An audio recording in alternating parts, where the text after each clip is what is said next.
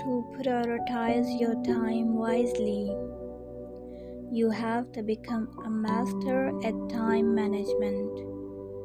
When you manage your time more effectively, you create more freedom.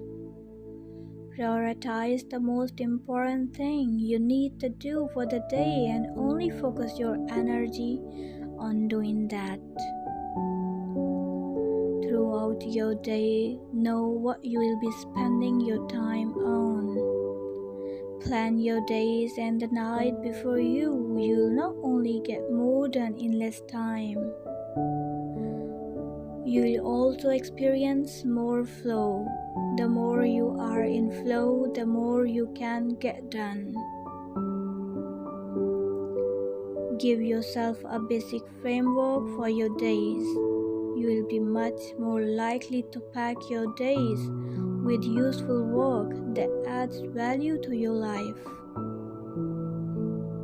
Keep your plate full at all times because as time goes by, you will know what's important to you.